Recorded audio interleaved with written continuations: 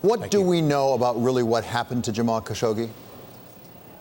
Well, we know that he walked into the consulate. There's video of his entry into the door. And we know he didn't come out, at least to anyone's knowledge, and certainly not in one piece. I think there is a lot of speculation going on right now, but the Turks appear to have concluded that he was killed in the consulate, dismembered, and then removed.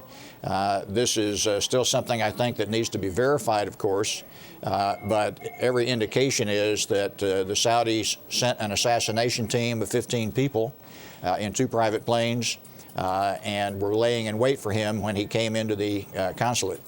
Mr. Khashoggi, among other things, was a columnist for the Washington Post. The Washington Post has been very aggressive in their reporting on this. They have reported that, in fact, there's indications that the Crown Prince, Mohammed bin Salman himself, really was behind this effort, not necessarily to kill the individual, but to kidnap him in Istanbul. Is that plausible to you, knowing as you do the kingdom and its leadership?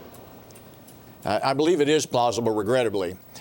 This Crown Prince has clearly adopted authoritarian means, brutal means of consolidating his power and stifling dissent. You can think back to a year ago when he incarcerated several hundred Saudi royals and business people in the Ritz-Carlton Hotel. We've had around 50 or more beheadings in Riyadh this year. We have had dissidents jailed. When the Canadian foreign minister was so bold as to criticize the detention of a dissident, he broke off diplomatic relations with Canada. And so even the slightest irritation to him, the slightest threat, shows his willingness to use extremely brutal measures, extremely unorthodox measures. And this, regrettably, may be one in which he has simply gone totally beyond the pale. From what you know of him and the regime over there, is this to be taken as an indication of his strength? He's consolidating his power, like the detention of all those individuals in the Ritz, or is this an indication that maybe he is not feeling as secure as you might like? I think it's largely a sign of insecurity.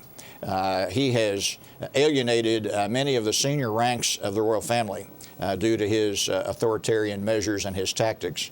I think this suggests that he is not feeling secure, that he wants to stifle any kind of dissent and doesn't feel that he's willing to accommodate it. Even those who demonstrated in favor of women's rights to drive, for example, were thrown in jail.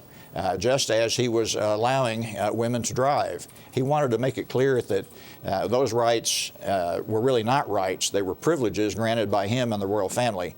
This, I think, is a sign of weakness. It's a sign of insecurity. So among the things reported by the Washington Post is that U.S. intelligence may well have intercepted some of the communications that would have let us know in advance that this operation was afoot. If in fact that is right, was there an obligation? I understand there's a directive, number 191, from the National Security Agency that says you're supposed to let people know if we pick up intercepts that say they might come in harm's way. If they're in danger of imminent harm, it's our obligation to warn them. And this appears not to have occurred here. I think we need a full investigation into those facts as well. What does this mean for U.S. Saudi relations? I mean, the president came out yesterday and said he does not want to curtail arms shipments. At the same time, we have some Democrats and Republicans both on a bipartisan basis up on Capitol Hill who are deeply concerned about this, and some of them are saying we should stop arms sales. What will this mean for U.S. Saudi relations? I think it's a tremendous threat right now to U.S. Saudi relations. We've had bumps in the road in the past, but this is more than a bump in the road. I think you might call this a Category 4 or 5 diplomatic hurricane right now. This is one that we will not get over easily, and I do think it's appropriate to at least put on hold arms sales, conferences. This investment conference next week, I think, is something that American attendees should defer. And perhaps they should even postpone the conference. But I can't imagine people like Jamie Dimon and Schwartzman and Dina Powell and others coming to this conference in the midst of this turmoil.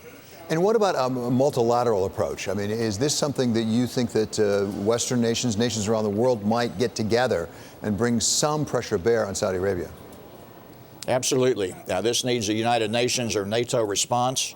Let's remember that Jamal Khashoggi was a lawful U.S. resident residing in Virginia. And so this is a U.S. resident who apparently has been murdered through a state-sponsored act.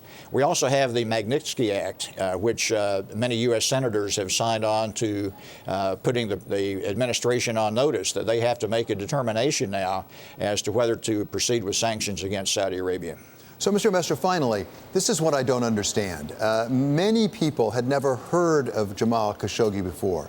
Why would this have been such a threat to the Saudi regime that they might consider doing something like this that could have such ramifications?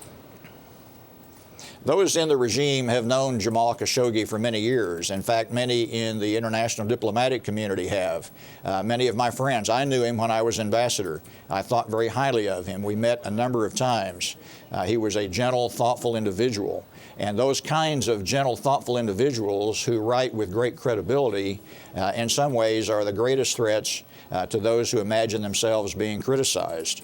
So I think in the community that knew him and knew of him, this is a major threat to the independence of journalism and really to the human rights of every individual.